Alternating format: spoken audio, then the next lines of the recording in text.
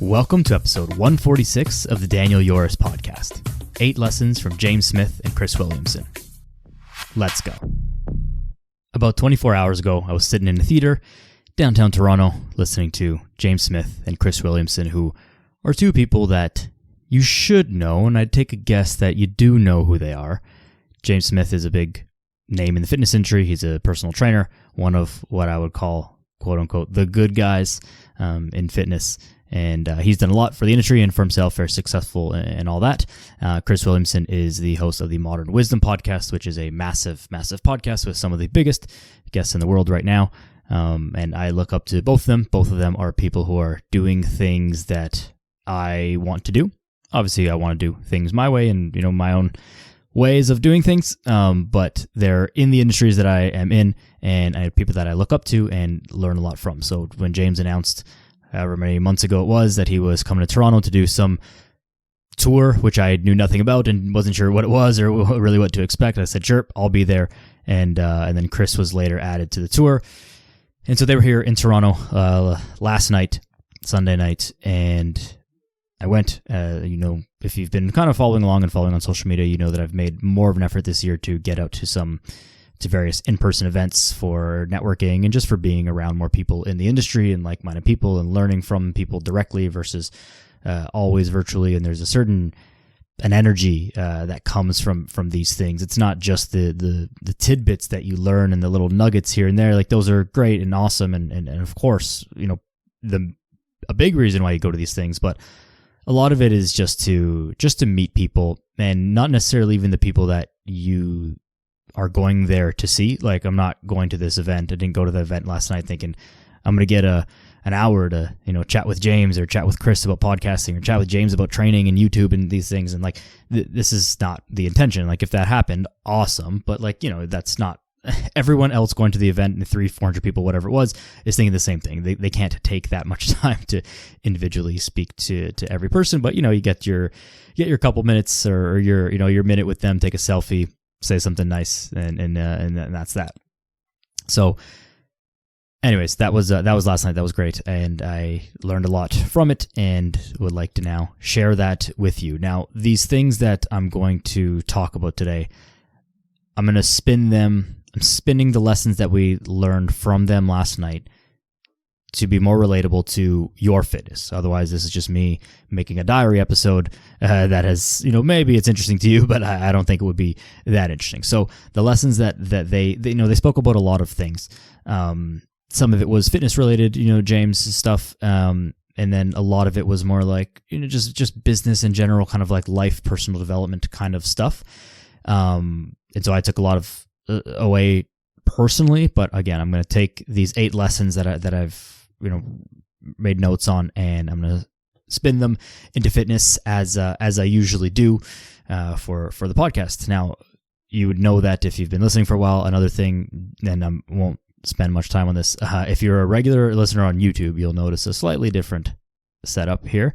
I pressed the wrong button on the lights, and I was like, oh, maybe this is good. Maybe this also sucks, but let me just record the episode and then see, because sometimes it's hard to tell until like after how good or not good it is. But I don't really love my whole like video setup anyways. So that's something that I'm looking to, or this is something that I'm looking to change and upgrade significantly in the semi-near future, but it requires a few things that are not even necessarily equipment related, just more space related. And anyways, won't get into it too much, but if you notice a different setup, it's not an accident. I'm just, if you really like this, let me know. If it sucks, also let me know. I'm 50-50. I won't even know until after I finish recording this. So it's one of the two. Either this is cool or it really sucks. Anyways, let's get into it. So lesson number 1.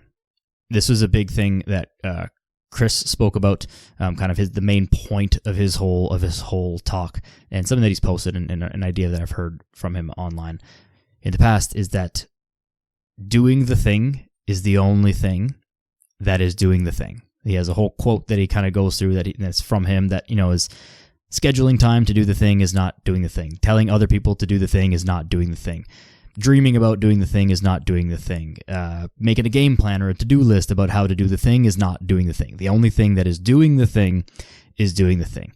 The fitness part of this is actually very good timing with, coming up on the end of the year and all the New Year's goals that are going to start coming in, and everyone's going to make not everyone, but maybe yourself, you're going to make a goal to get in shape for the new year, whether that's working out for the first time or getting more serious about your fitness goals or setting new fitness goals. You want to hit a new level of leanness. You want to hit a new level of strength. You want to do XYZ, whatever it is you want to do. It's all great. Having goals and imagining things and working out the plan, all that stuff. It's all amazing. The only thing that actually matters is getting it done. You can tell, I've had tons of people over time, through Instagram, through whatever, tell me, yeah, I'm really going to get in shape. I'm going to get going to the gym. I have a plan. I've got new workout clothes. I'm going to get to the gym 4 times a week, Monday, Tuesday, Thursday, Friday at 3:30 p.m. They have the perfect plan all laid out. 2 weeks go by, like, did you do it? Like, no, I'm just like waiting for this one thing. Like, one more supplement is coming in that I bought, and it's like, okay, cool. Next week, goes by. Did you get going? Like, how's it going? Oh no, I'm just waiting for this, and then eventually it just fizzles out, and then they didn't actually do the thing. They didn't actually go to the gym and start doing the thing to get in shape. So the lesson here is this: for fitness, for anything, but for fitness, it's great to plan. It's great to try and optimize your plan. Make a perfect schedule. Make a perfect plan. I'm repeating myself now, but make the perfect plan. You can analyze things for hours and try and figure out what's perfect. The perfect thing is the thing that you're actually doing. An imperfect action is always going to be the perfect plan that doesn't work out. One thing that I often say to clients and like in enrollment calls and stuff when we're getting going, it's like, we need to work on a schedule of workouts that's actually going to work for you. I can write you a program that will be fit for an Olympic athlete, for a professional level athlete. If you don't do it, it is not going to help you at all. The only thing that's going to help you is the thing that you actually stick to. So if that means 3 times a week, 30-minute workouts max, okay, then we'll work with that. And then we'll work on making the goals realistic to what's actually happening and something that's going to come up a little later. But if you are not actually going to do the thing, nothing's going to happen. So always keep that in mind. Planning is great. Doing is better. Lesson number 2.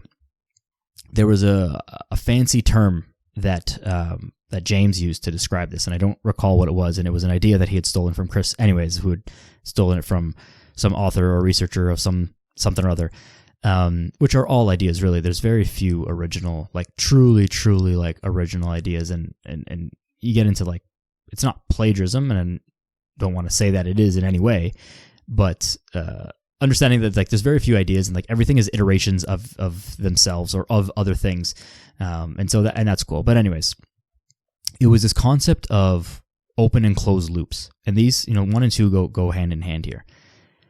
James was explaining how a simple idea of like when you think about something, you've now opened like this thought loop in your head.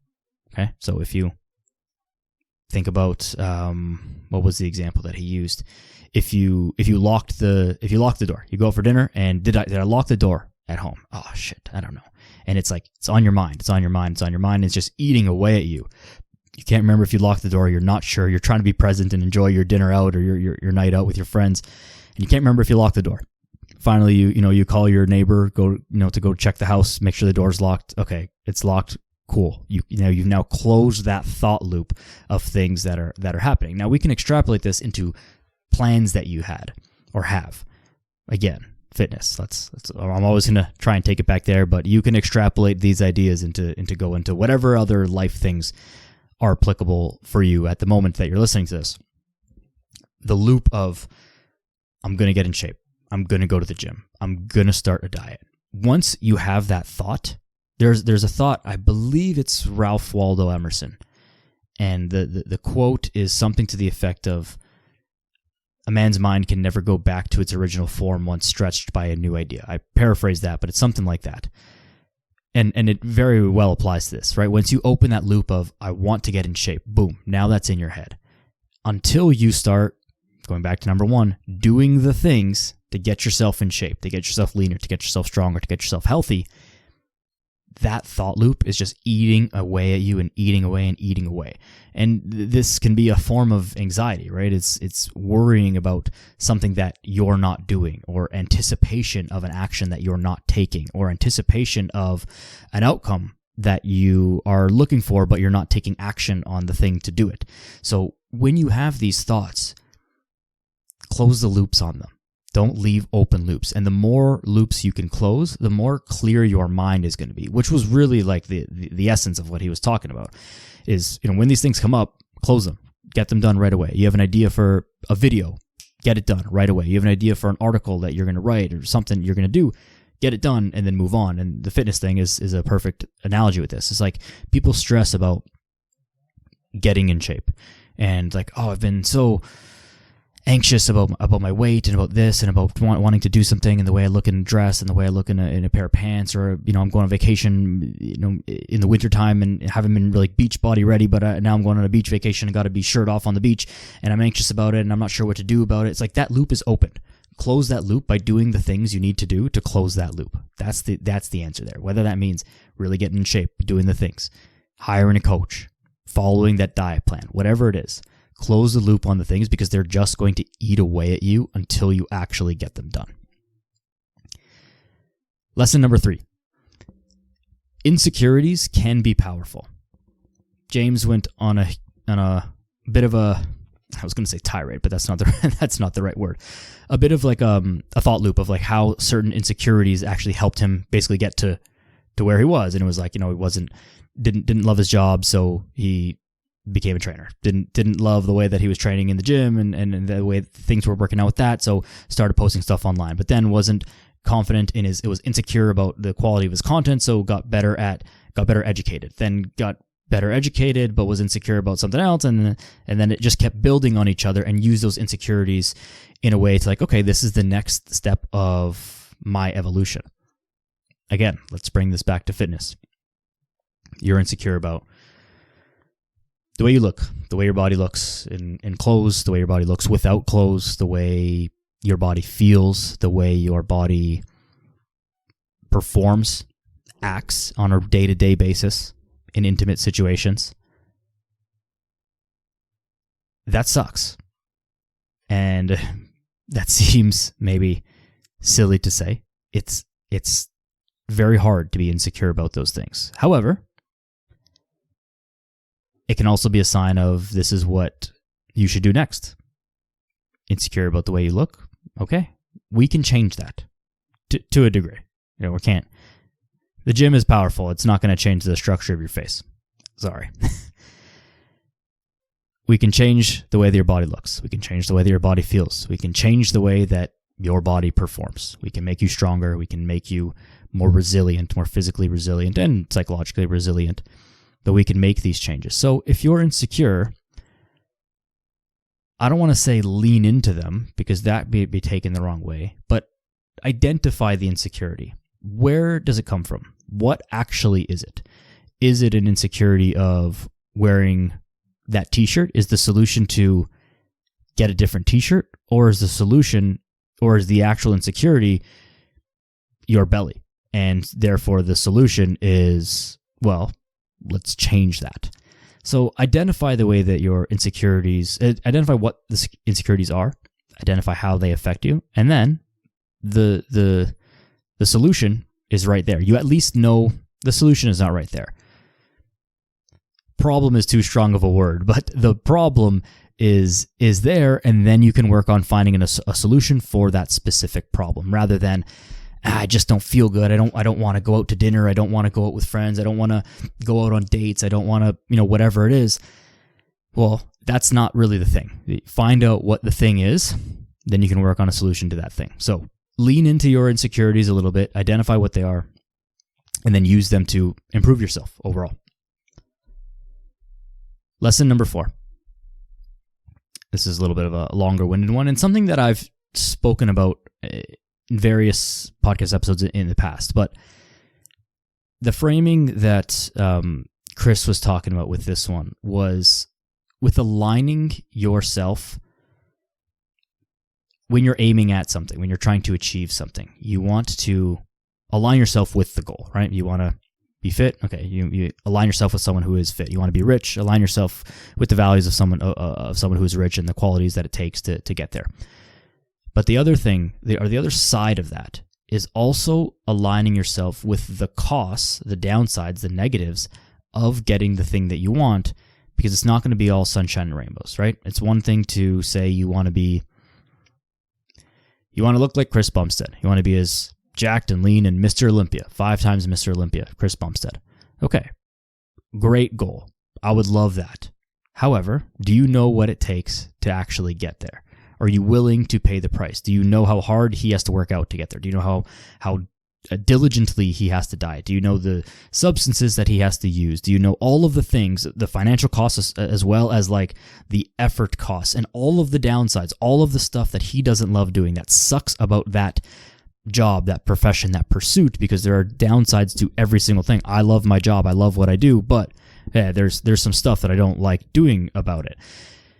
If you can be aligned with those things and willing to accept those costs and maybe even perceive those costs as not as bad as someone else might, you've got a way bigger shot at making that goal. So the fitness version of this, I use Chris Bumstead. I should have used someone else to make it less clear. But the fitness version of this is when you look at someone who is in extremely good shape, your favorite fitness influencer, a fitness model, whoever, a favorite athlete, all that stuff. Understand that wanting to look like that is okay on the surface, but you have to understand what it takes to get to that body or that level of performance or that goal, because oftentimes, like, it's not something that you are willing and able to do, especially with celebrities. You have to always remember they have access to way more resources than you do. And I say resources specifically because it's not just a money thing. Plenty of people have enough money to hire a coach and get a fancy gym membership and get meals cooked and all this stuff. Resources are like access to stuff, access to certain doctors, access to certain substances, access to faster procedures and various things and various equipment and various entry into various things and of the sort. Celebrities and high profile people have access to these things. They have more resources than you. And that's okay, but you have to understand that. So what they've done in the amount of time that they've done it, it may not be possible for you to do. Listen to what I said again. It's not that what they did is impossible. It may be what they did in the amount of time.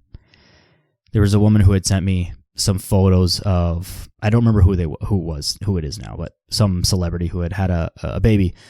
And she's like, well, why can't, and she had, the woman who had sent this to me had also recently had a baby. She said, why don't I look like this yet? Like, I'm working out, I'm doing the things. I'm like, you don't have all the stuff that she has. She has probably a live-in chef, daily various manual therapists in the house.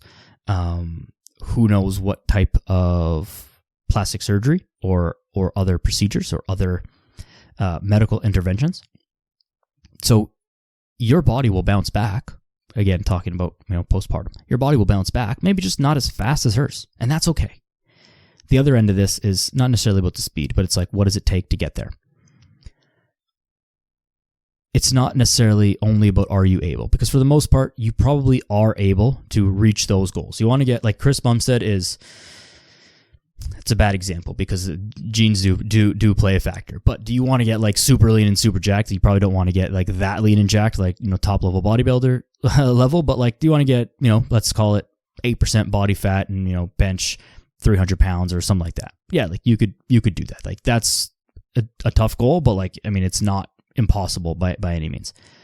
However, do you know what it takes to get there? Like, do you know how much time it takes? Do you know how much effort? Do you know how much training? How many pizza nights out you have to say no to? How many late nights out you have to say no to? How many times you have to turn down a delicious meal?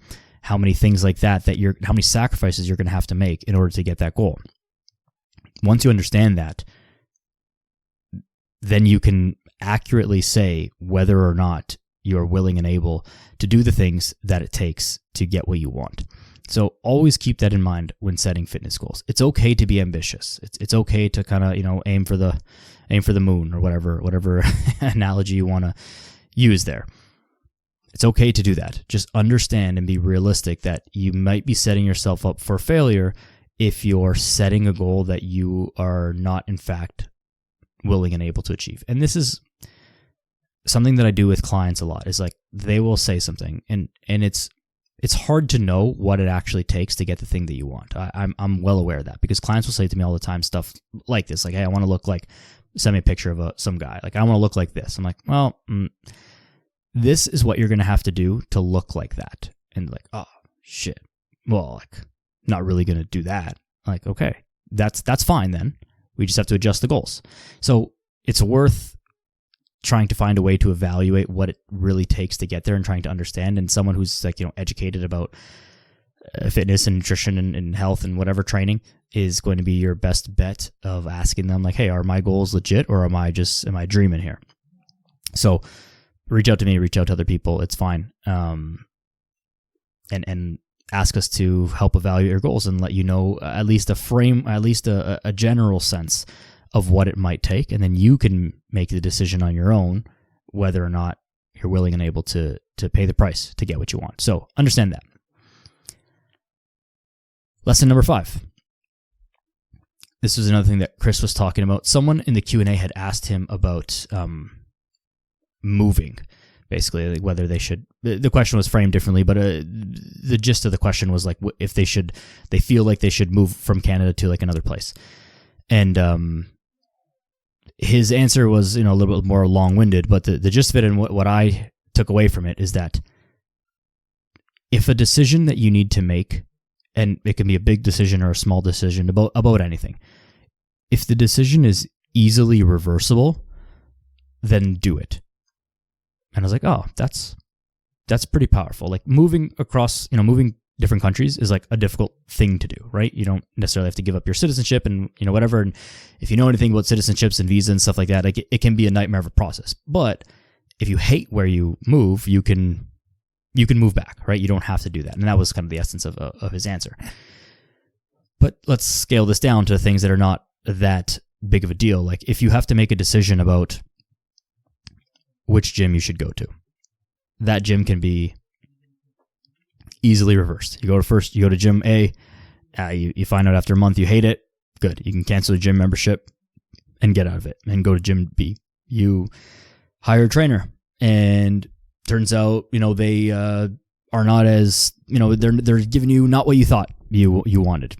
You can fire that trainer and you can go and hire someone else. Like these decisions seem grave and they seem, they don't seem grave, but they seem larger than they are and less reversible than they are.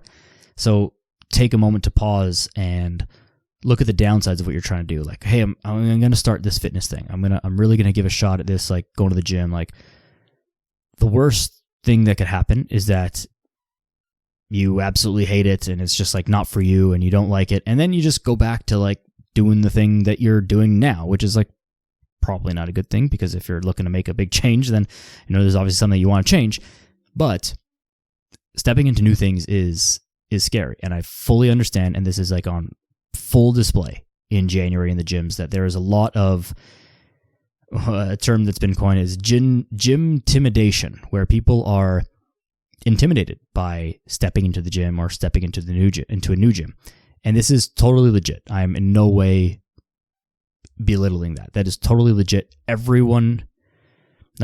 Almost everyone feels this to some degree. Even if, as like an experienced gym person, you go to a new gym, you're kind of like, you don't know the vibe, you don't know like what goes on at this place. There's other people seem friendly, and you're like the outsider. There's like a little bit of that going on, right? And so in January, there's a lot of people who are stepping into the gym for the first time ever. And this is where, a message to you more experienced people who have been in gyms or been at your gym that you're currently working out at for a while, like you have a big responsibility here that you need to step up and be a leader and show people how it's done. That doesn't mean you need to go out of your way and shake their hand and get to know them and, show them around. And like, you don't need to do that. I mean, by all means, if you want to, like, go ahead. I think it's a nice thing to do. But it means put your weights away when you're done working out. It means treat the equipment with respect. Don't be slamming stuff around. Don't make them, if you spill your water bottle by accident, clean it up. Wipe your sweat off the machines. Like, act in the way that you want other people to act, because people who are new to the gym, they don't know what the gym etiquette is. They're just going to follow along what everyone else is doing. If all the experienced people at the gym are throwing weights around, slamming stuff, not putting weights away, not cleaning up after themselves, not, just acting, like idiots, then they're just going to think that that's what's normal and that's what we do. And then that's just how this negative culture in gyms gets perpetuated. So it's up to the people who are doing the thing and who have been there to show people. But I've definitely gotten away from the main point here. Keep in mind that things are very rarely as permanent as they seem, especially decisions that are in relation to like your health and fitness. Almost nothing is permanent. I struggle to even come up with an example of something that would be like irreversible. And so if you're worried about, should I do this or should I do that? Just do one. I think this is where this really comes into play. If you're deciding between 2 programs, 2 coaches, 2 different things or 3 different things or whatever it is, 2 different diet approaches or whatever it is, flip a coin and do one. And then just roll with it. You can always stop and go back. Now, you don't want to be flip-flopping stuff all the time. You got to see it through, all that stuff. But in order to just get started and get the ball rolling, doing the thing, there it is again, you got to just, you have to start. So the decision is easily reversible. Therefore, just make a decision. Again, flip a coin, ask a friend, doesn't matter. Do one of them. And then if you want to reverse it, you can easily just bow out, go the other direction. That's okay. So quicker decisions are going to be better. You're going to be more anxious the more you think about making the decision to do the thing. And the only thing that's doing the thing is doing the thing. So make a decision and do the thing. Lesson number 6, discipline over motivation. This was, they both touched on this in various ways, and largely a quote or a concept adopted from Jocko Willink, discipline equals freedom. And motivation is it's a funny thing because it means different things to different people, and it comes from different places. And sometimes motivation is there and you do things, and sometimes motivation is not and you still do it. And whether or not you were motivated when you did it or not, you still did the thing. And in fact, you can even say that, well, if you did if you did the thing, then you were sufficiently motivated, even though you didn't feel fired up to do it. Like, sometimes you'll walk into the gym and you're like super fired up to get your workout in. You're just having a great day. You listen to your favorite song in the car on the way in. You maybe saw some the Rocky montage, some motivational video, whatever. Something fired you up, and you get it in the gym and you have a great day. Some days it's not like that at all, and you just have a regular day. You didn't hear your favorite song. Nothing particularly exciting happened, but you still got in the gym and did your workout. So which one of those were you motivated for? Well, in one definition of motivation, the first day when you were all fired up, but you still completed the task. And so motivation was sufficient to complete the task. Now, this is why relying on motivation is fickle, because it's hard to define what it means, and we don't fully understand it. So if you rely on discipline to get things done, fitness is the perfect example here, you are much more likely to more reliably get the thing done that you want to get done. If you have in your schedule Monday, Wednesday, Friday, 4 p.m., I'm in the gym, no ifs, ands, or buts, outside of medical emergencies, of which there are not that many, I hope, then it gets done. If you wait to get that feeling to go to the gym, how often is that going to happen? How reliably is that going to come up? And if it does come up, are you even logistically able to go to the gym at that time? What if you're like super motivated, fired up to go to the gym at 11 a.m., but like you're at work, you can't leave? Then what do? Do you just not work out that day because you got fired up at 11 a.m. and you're at work and that's it? Well, is that motivation wasted? No. Instilling the discipline in your schedule in your setup, in the logistics of your day, these are the things that are going to keep you on track more than anything. Relying on the discipline of reporting into your coach, doing your weekly check-ins, doing the exercises that you're supposed to be doing, not flipping it up every time just, because I didn't feel like doing it that day. Do the things that you need to do, even when you don't feel like doing them. Like that's what being disciplined is about, and this is how you make progress over time. Every single day is not going to feel amazing. Every single day is not going to feel great. Most days are going to feel just okay. By not feeling amazing, the opposite of not amazing is terrible. But that doesn't mean that that's what's going to happen. Not amazing doesn't mean horrible. Not amazing just means like even keel, steady Eddie. It's going to be good. So it'll be fun. Instill discipline in some way, shape, or form. This also ties into accountability, which is a big thing that you need in many different scenarios. In the gym, it can be. I didn't mean it in many different scenarios. What I meant was there are many different ways to instill accountability. Most obvious with a coach. Many other ways is literally just being accountable to your calendar, being accountable to a gym buddy, a friend, who is going to act as like went to the gym today, or you meet them at the gym and you work out together. Being accountable to your partner or people that you live with in your house. Being accountable to literally front desk staff at the gym. They just, when you don't want to be the person. Not that you don't want to be this person, but maybe even a smaller goal, if you must think of accountability this way, is like, you don't ever want to get to a point where the front desk staff at the gym is like, hey, I haven't seen you in a while. Like, if you get to that, if they're saying that, it's because they haven't seen you in a while because you haven't been going to the gym. Now, it might just been that you haven't gone to the gym when their shift is on and all that stuff. And okay, fine. But don't make it to a point where people in the gym are saying, haven't seen you in a while, because they all go at the same time as you. But you've got to find a way to instill the discipline in you. If it's not always there, you have to find ways to make it happen. And this really ties into lesson number 6, which is about removing as many barriers as possible. One of the things that both of the guys were talking about was in relation more to like content and like have your setup kind of mostly set up so that you don't have to like do this whole 1 hour setup of things to get a video going or get a podcast going, which I would love to have that set up. I don't have that flexibility in my house right now to have like a little studio setup that I can just come in, hit record. If I had that, and I know that if I had that, I would be able to get more episodes out easily. But I don't, and that's okay. I will soon. The fitness aspect of this is there are a lot of barriers to your fitness. It can be as simple as the clothes that you're wearing.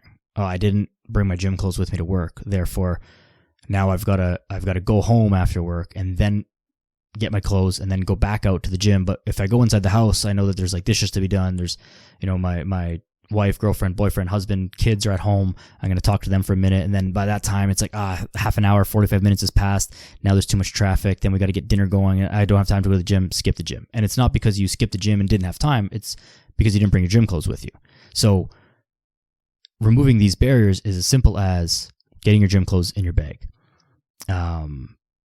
Choosing a gym that is logistically simple for you to get to. It's on the way to work or on the way home or close to your house. It's not like, don't choose a gym that's 45 minutes away from you. It's just a recipe for disaster. You got to choose a gym that's closest to you, or most convenient for you rather.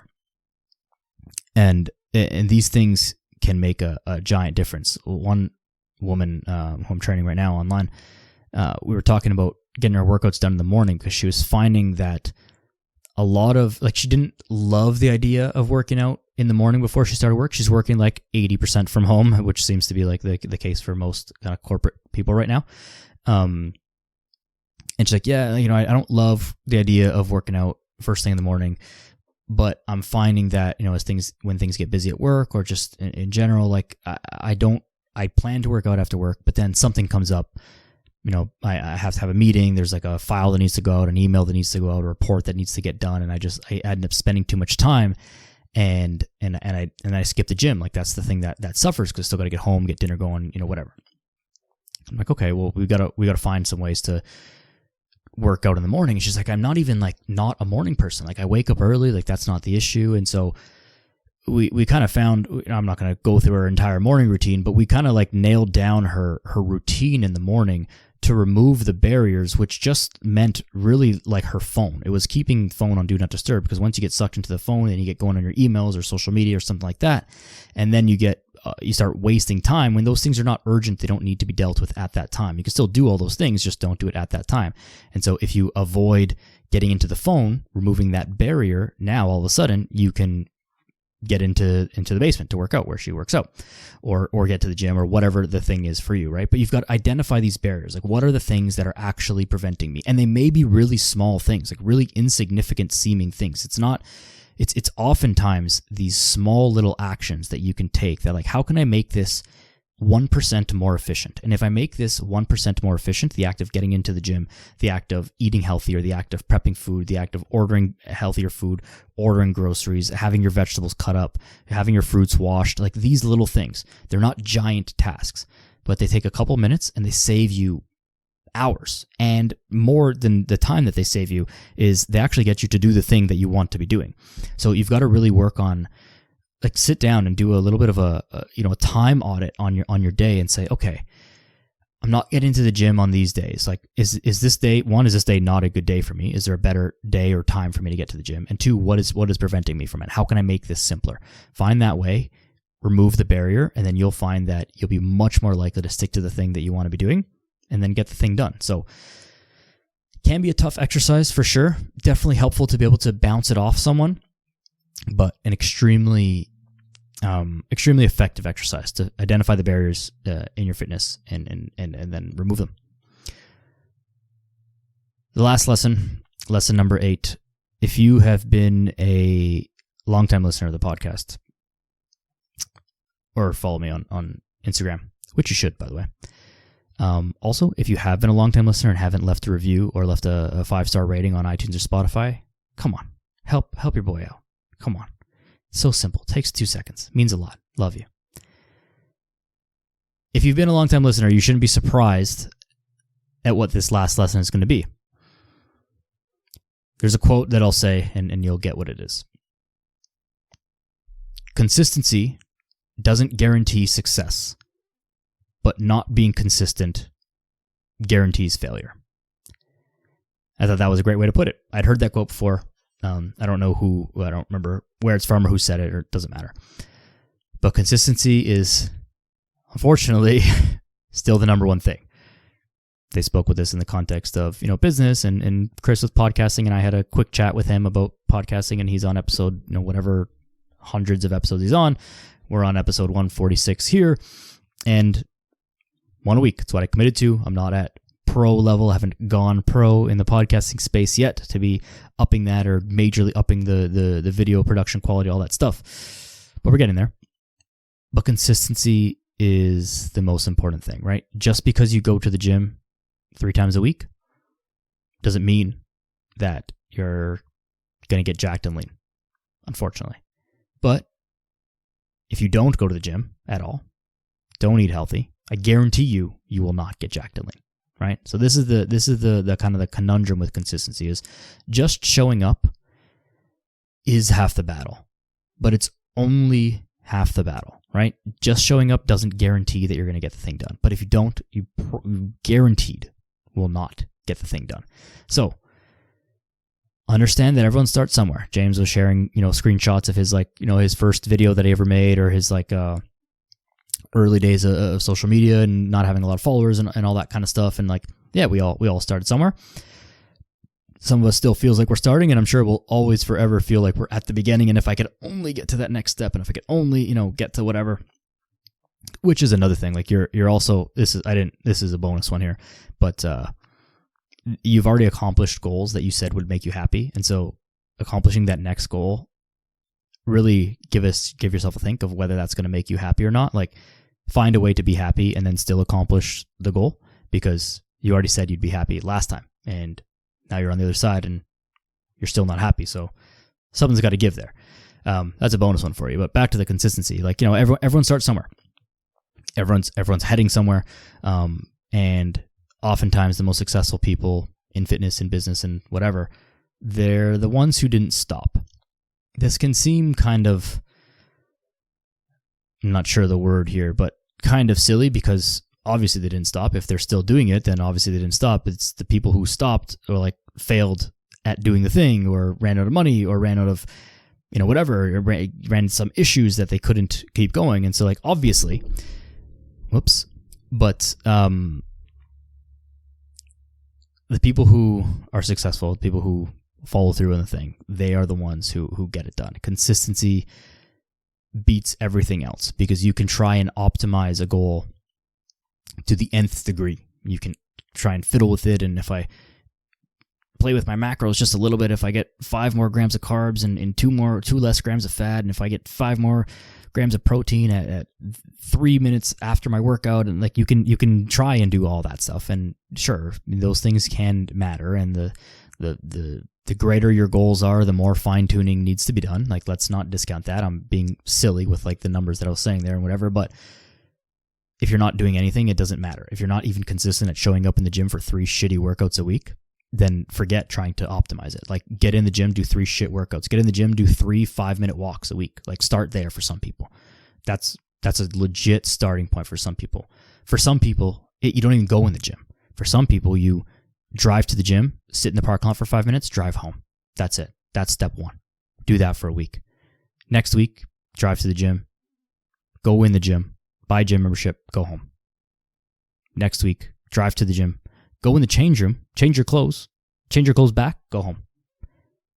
Next week, go in the gym, change your clothes, get on the treadmill, 5-10 minutes, go home. And then slowly, you build up that habit. Now, all of a sudden, after a couple months, you've been going to the gym 3 times a week. Bang. It's part of your schedule, part of your lifestyle. Now you can start working out. Now you've hit the weights. You got off the treadmill. You got out of the cardio bunny section. You're in the weight room. You've made a gym friend. And a real gym friend, by the way, real, true gym friends, you don't even know their name. It's always just a, what's up, bro, fist bump. You talk, you have conversations, but you don't even know their name. Most of the gym friends, gym guys, I think I could guess their name, but I'm not 100% sure what their name is. Just an aside. But be consistent. You got to find ways to be consistent. And this is, now this covers everything else, all the other lessons, right? Find ways to instill discipline. Find ways to remove the barriers.